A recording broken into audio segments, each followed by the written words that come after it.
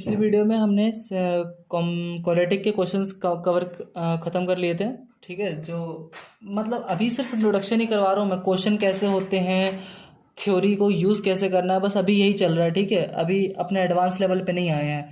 अभी जो क्वेश्चन है वो बहुत इजी इजी हैं, लेकिन बिल्कुल पेपर आता है कैसे, क्वेश्चन कैसे, और लेकिन जितने क्वेश्चन मैं करवाऊंगा सब प्रीवियस ईयर है, कोई भी क्वेश्चन किसी साइड बुक से या किसी भी रेफरेंस बुक से नहीं होगा। ठीक है, तो सीक्वेंस एंड सीरीज अगला टॉपिक होगा हमारा।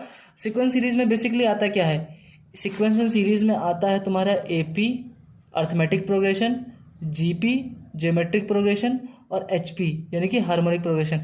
इससे कोई ज़्यादा फॉर्मूला नहीं है, मतलब एक बेसिक सी चीज़ है, बस इतना पता होना चाहिए। अगर अर्थमेटिक एपी का तुम उल्टा कर दो तो वो एचपी बन जाती है, बस इतना तो हमें पता होना चाहिए, जो आगे यूज़ होता है हर जगह। अर्थमेटिक प्रोग्रेशन का अगर कोई भी तुम्हें, और को वेट अ मिनट, कॉपी निकाल लीजिए, ऐसे देखोगे नहीं। अर्थमेटिक प्रोग्रेशन, अगर अर्थमेटिक प्रोग्रेशन क्या होती है कि उनका डी होना चाहिए। अर्थमेटिक प्रोग्रेशन में डी होगा, डी क्या होता है, कॉमन डिफरेंस। ठीक है, डी होता है कॉमन डिफरेंस। डी कैसे निकलता है, जैसे मान लो 1 2 3 4 5 6 7, ये एक एपी है। क्यों एपी है, क्योंकि मैं इसमें से इसको माइनस करूं, इसमें से इसको माइनस करूं, इसमें से इसको माइनस करूं, तो मेरा हर जगह जो वैल्यू आएगी ना डी की वो सेम है। यही होता है कॉमन डिफरेंस। अगर जहाँ पे भी डी गिवन है तो वहाँ पे एपी है। जहाँ डी तुम्हें पता चल रहा है कि हाँ इसका डी ये है, तो वो चीज़ क्या है, एपी है। तो अब इसमें कुछ चीज़ें होती हैं, जैसे पहला लास्ट टर्म क्या होगा, तुम्हें नंबर ऑफ टर्म्स दे दें कि नंबर ऑफ टर्म्स 10 हैं और तुम्हें डी पता रहे तो लास्ट टर्म क्या होगा, ऐसे ही कुछ चीज़ें होती हैं, तो उसके कुछ फॉर्मूले होते हैं। ठीक है, तो पहले तो तुम्हारा nth टर्म कौन सा होगा, जैसे मान लो मैं तुमसे रेंडमली तुम्हें बता दिया कि डी तुम्हारा 2 है और मेरे को तीसरा टर्म बताओ, और तुम्हें पहला टर्म पता हो, तुम्हें ए पता हो कि 1 है और तीसरा टर्म बताओ, और डी डी तुम्हारा इसी के हिसाब से मैं लेके सब समझा रहा हूँ। डी तुम्हारा इक्वल टू 1 है इसमें, और ए तुम्हारा 1 है, और तुमसे पूछ ले कि पांचवा टर्म बताओ, तो फॉर्मूला क्या लगाओगे, ए प्लस एन माइनस 1 अपॉन ए। ये फॉर्मूला लगाओगे तुम। नंबर जौन सा भी टर्म तुमको फाइंड करने के लिए बोल रहा है, तो ए कितना था 1, एन कितना था, कितने टर्म है, मैंने तुमसे बोला ना टर्म बता दिए, 7 टर्म है, 7 माइनस 1, और डी कितना था 1, तो 1 प्लस 7 माइनस 1 कितना हुआ 6, 6 माइनस 1 कितना आ गया। ठीक है, तो यहाँ पे मैंने 7 ले लिया, तो 7वां हम मतलब ये n क्या है, कौन सा टर्म हमें फाइंड करना है। ठीक है, तो यहाँ पे 1 2 3 4 5 6 7, तो 7th टर्म हमने फाइंड किया, तो 7 माइनस 1 कितना हुआ 6, 6 प्लस 1 7, तो हमारा 7th टर्म कितना आया, T7 हमारा 7 आ गया, जो कि सही है। ऐसे ही हम 5 भी फाइंड कर सकते हैं, हमें n की जगह बस 5 डालना है। a कितना है 1, 5 माइनस 1, डी कितना है 1, 1 प्लस 5 माइनस 1 4, 4 4 प्लस 1 5, तो हमारा T5 भी कितना आया, तो ये होता है टीएथ टर्म जिसे बोलते हैं। ठीक है, टीएथ टर्म, तो इसका फॉर्मूला नोट डाउन कर लो। इसका फॉर्मूला होता है निकालने का, वैसे बेसिकली इनसे इतना क्वेश्चन नहीं आता, जो जिस चीज़ से क्वेश्चन आता है वो मैं बताऊंगा आगे। जैसे टीएथ टर्म निकालने का ये है ए प्लस एन माइनस 1 डी, और लास्ट टर्म जो तुमसे मैंने बोला था निकालने के लिए, उसका फॉर्मूला है, उसका फॉर्मूला भी यही है। लास्ट टर्म क्या है, अगर एन की जगह जैसे 7 रख दिया था मैंने, तो 7 रख दोगे तो वो लास्ट टर्म आ जाएगा। ठीक है, अब होता है एन टर्म फ्रॉम एंड, जैसे कुछ सीरीज उल्टी चलती है, जैसे मैं लिख दी मैंने 1 2 3 4 5 6 7, मैंने पूछा पीछे से तीसरा टर्म बताओ, ऐसो के लिए तुमसे बता रहा हूँ, तो उसके लिए फॉर्मूला होता है T M minus N plus 1 equal to A plus M minus N comma D. अब यहाँ पे m और n का कंफ्यूजन बिल्कुल याद रखना कि m क्या है और n क्या है। n क्या है, फ्रॉम एंड, मतलब पीछे से जो तुम्हें नंबर पूछा है उसकी पीछे से वैल्यू क्या है। जैसे मैं तुमसे पूछूं पीछे से चौथा नंबर बताओ, तो पीछे से चौथा नंबर, पहला दूसरा तीसरा चौथा, ये नंबर बताना है, तो ये तुम्हारी वैल्यू हो गई n की। ठीक है, पीछे से कौन सा नंबर है, और m क्या है, नंबर ऑफ टर्म्स, मतलब उस पूरी सीरीज में इसमें कितने टर्म है, 1 2 3 4 5 6 7, तो तुम्हारा m हो गया 7 और n हो गया 4। अब मैं तुम्हारे सामने निकाल के भी दिखा दे रहा हूँ, फॉर्मूला क्या है, a की वैल्यू हमारी है 1, तो हमसे अगर पीछे से चौथा टर्म पूछा तो आंसर हमारा कितना आना चाहिए, 4 आना चाहिए, बिल्कुल 4 आना चाहिए। ठीक है, तो a1 और 7 माइनस 4, ठीक है, 7 माइनस 4 कितना हुआ 3, 3 प्लस 1 4 आ गया। देखो ऐसे निकलता है। पीछे से अगर तुमसे कोई टर्म पूछे तो उसका फॉर्मूला ये होता है। अब आता है सम ऑफ टर्म्स निकालने पे, कि तुमसे जैसे इतने नंबर, मैं इतना बड़ा नहीं लूंगा अब क्योंकि अब सम की बात आ गई। 1 2 3 4 4 टर्म है, तुमसे पूछे इसका सम निकालो, तो अभी तो तुम बहुत इजीली निकाल दोगे। 1 + 2 कितना हुआ, 3 3 3 3 6 6 4 10 10 हो गया है, तुम इजीली निकाल लोगे। लेकिन यहीं पे अगर आ जाए 599, इसके बीच में 100 का गैप है, फिर आता है 699, फिर इसके बीच में भी 100 का गैप है, 799, ऐसे 899, तो कब तक सम निकालोगे भाई, नहीं निकाल सकते। तो उसी के लिए ये फॉर्मूला बना हुआ है SN। एन मतलब नंबर ऑफ टर्म्स, कितने टर्म्स है उसमें उसमें n/2 bracket 2a + n-1 bracket close d whole bracket, ठीक है, बड़ा वाला, ऐसे निकलता है। और इसमें लास्ट टर्म पूछ ले, सबसे लास्ट टर्म में क्या होता है, तो a + n-1 d, same this is, मतलब लास्ट टर्म कुछ नहीं है, n की जगह तुम आखिरी नंबर रख दो, जितने नंबर ऑफ टर्म्स हैं उसमें वही टर्म लास्ट टर्म होगी। अगर मैं तुमसे बोल रहा हूँ कि इसका 7 टर्म बताओ, तो इसकी 7th लास्ट ही तो टर्म है यार, तभी तो 7th कैलकुलेट हो रहा है ना, इसकी लास्ट टर्म 7 है, ठीक है। तो ऐसे होता है इसमें। तुमसे अर्थ एक चीज़ और पूछे थे, अर्थमेटिक मीन। अर्थमेटिक मीन क्या होता है, जो दो नंबर दिए होते हैं उनका सम बाई 2। अर्थमेटिक मीन अगर तुमसे 3 नंबर के बीच में कभी नहीं पूछेगा, 3 नंबर के बीच में, हाँ कभी नहीं पूछेगा, 2 ही नंबर के बीच में पूछेगा, a + b/2, यही अर्थमेटिक मीन का फॉर्मूला होता है। इस पे ना जाओ, ये कोई पेपर में यूज़ तो नहीं होता है, ये मैंने अपने पर्पज़ के लिए लिखा था, इसका मुझे कुछ काम था, ठीक है। नेक्स्ट आता है, अब ये चीज़ सीख लो, समझ लो, और इससे क्वेश्चन कराऊंगा मैं अभी बोल रहा हूँ, इससे क्वेश्चन मैं कराऊंगा। अगर SN तुम्हें क्वेश्चन में दिया है कि an² + bn is the sum of the series, ये सम है, अगर n की जगह मैं 1 डालता हूँ तो पहले टर्म का सम मिलता है, n की जगह मैं 2 डालता हूँ तो पहले और दूसरे का सम मिलता है, n की जगह 3 डालता हूँ तो पहले दूसरे तीसरे का सम मिलता है मुझे, ऐसी एक जनरल इक्वेशन है ये, ठीक है। तो उसको हम nth टर्म में कैसे कन्वर्ट करें, मतलब कि अगर मैं 2 डाला तो मुझे पहले और दूसरे का सम मिला, लेकिन उस इक्वेशन को मैं इस फॉर्म में कन्वर्ट कर दूं कि मैं अगर n की जगह 2 डालूं तो जो दूसरा टर्म है मुझे वही टर्म मिले, ठीक है। आई रिपीट, जो मैं बोल रहा हूँ उसको सुनो। SN का मतलब ये है कि सम ऑफ टर्म्स, जितने भी टर्म्स प्रेजेंट हैं, एन की तुम जो भी वैल्यू डालोगे उतने टर्म्स का सम तुमको देगी, ठीक है। लेकिन जो टीएथ टर्म है वो तुम्हें इस एग्जैक्टली वही टर्म देगी जो तुम्हें चाहिए, ठीक है। तो एन की जगह तुमने SN में 1 डाला, 2 डाला तो पहले और दूसरे का टर्म देगी, लेकिन TN में तुमने 2 डाला तो वो तुम्हें सेकंड टर्म देगा, पहले और दूसरे का सम नहीं देगा, सेकंड टर्म देगा। अब इसको कन्वर्ट कैसे करते हैं वो देखो, ठीक है।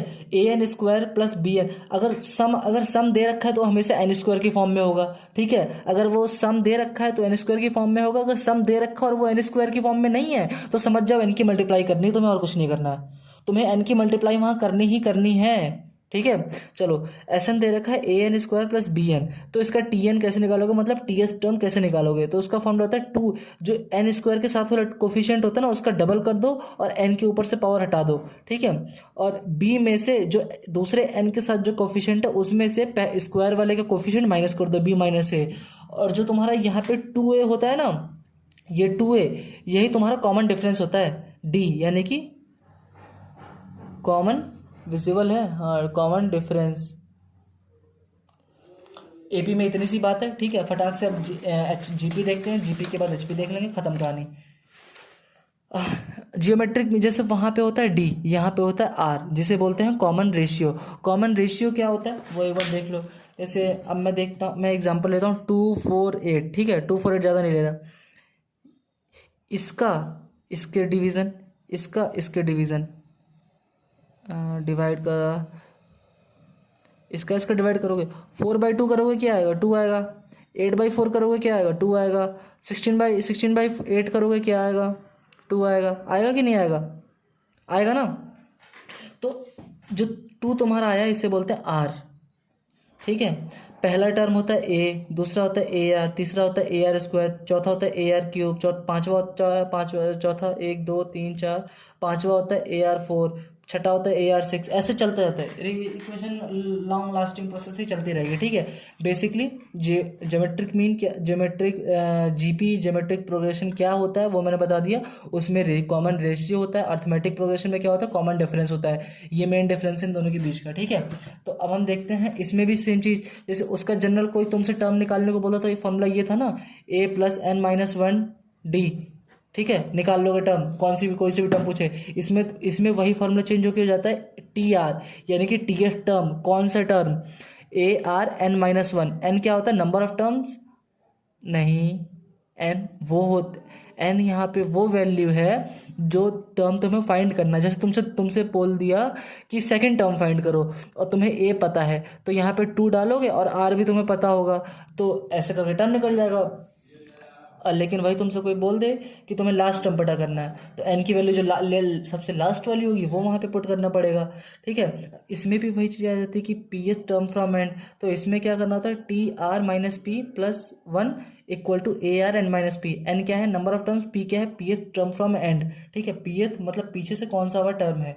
इसमें भी सम निकालने का फॉर्मूला होता है। अगर तुम्हारी जो सीरीज है वो इन्फिनाइट है, मतलब उसका कोई एंड नहीं दिख रहा तुम्हें, तो उसमें फॉर्मूला होता है ए अपॉन वन माइनस आर। ठीक है, लेकिन अगर तुम्हारी जो सीरीज है वो लिमिटेड है, मतलब सिर्फ 5 टर्म है, 6 टर्म है, 7 टर्म है, 8 टर्म है, 10 टर्म है, ठीक है, इन्फिनाइट नहीं है, बस 20 टर्म हो लेकिन इन्फिनाइट नहीं है, ये याद रखना। ये नहीं कि सिर्फ 10 टर्म दे तो तुम उसको भी इन्फिनाइट मान लो। जिसमें इन्फिनाइट है, डॉट डॉट डॉट डॉट दे रखा है, जो खत्म नहीं हो रही तुमसे, उसके लिए ये फॉर्मूला यूज करोगे, जो खत्म हो जा रही है उसके लिए ये फॉर्मूला यूज करोगे। ये फॉर्मूला क्या है, ए वन माइनस आर की पावर एन, एन क्या है, number of terms, upon one minus R. ठीक है, ये वन माइनस आर होगा या आर माइनस वन होगा, ये डिपेंड उस पर करता है कि आर की वैल्यू वन से ग्रेटर है कि स्मॉलर है। ठीक है, इस पे जरा नोटिस कर लेना, और कोई दिक्कत नहीं। अगर स्मॉलर है तो इधर आएगा, ग्रेटर है तो उधर आएगा, इसमें थोड़ा सा देख लेना। ज्योमेट्रिक मीन क्या होता है, रूट ए बी, और अर्थमेटिक मीन क्या होता है, ए प्लस बी बाई टू। ठीक है, ज्योमेट्रिक मीन ये होता है रूट ए बी, और वो होता है ए प्लस बी बाई टू। इसका ये होता है कि तीन, अब ये निकलता है कैसे वो भी देख लो ना। 248 4 इन दोनों के बीच का है कि नहीं है ना।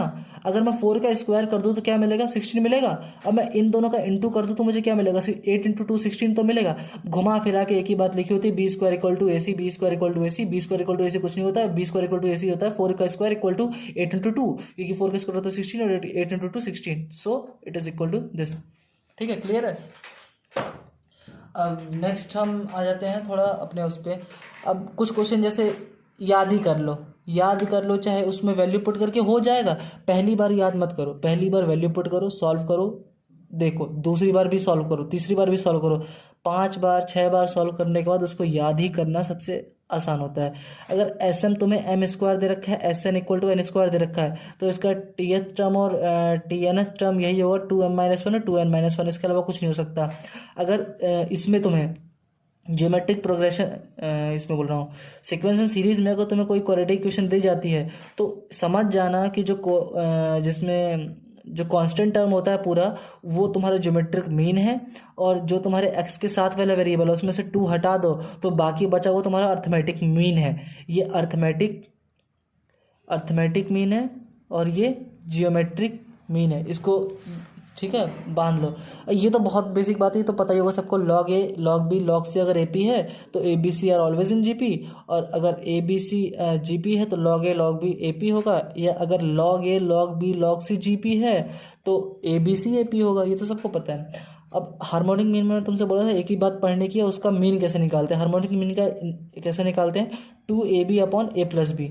ठीक है, और कुछ नहीं, 2ab अपॉन ए प्लस बी।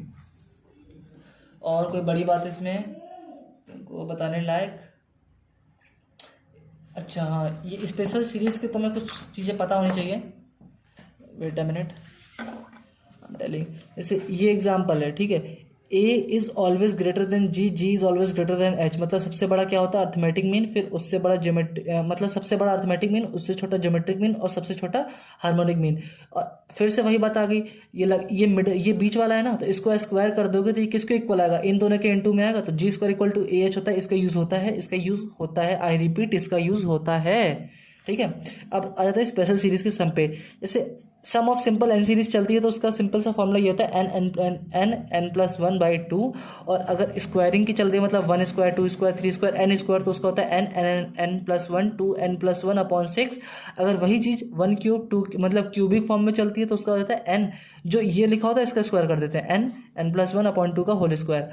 और तुमसे odd sum of total number पूछ ले, मतलब अगर वन हो, 1 प्लस 3 प्लस 7, 3 के बाद 5 भी आता है, सॉरी 5 + 7 और ये सब टू ऐसा चलता रहे कि सारे ऑड टर्म्स आए, तो इनका सम होता है n²। और वहीं पे इवन की बात आ जाए 2 4 6 8 up to sum on n terms, तो इसका हो जाता है n+1। ये सम होते हैं इसके, ठीक है। सो आई थिंक हाँ बस इतने इतने में सारे क्वेश्चन हो जाएंगे, कोई क्वेश्चन रह नहीं जाएगा, इसकी गारंटी मेरी है, ठीक है। तो अब इसके क्वेश्चन पे मिलते हैं, बाय बाय।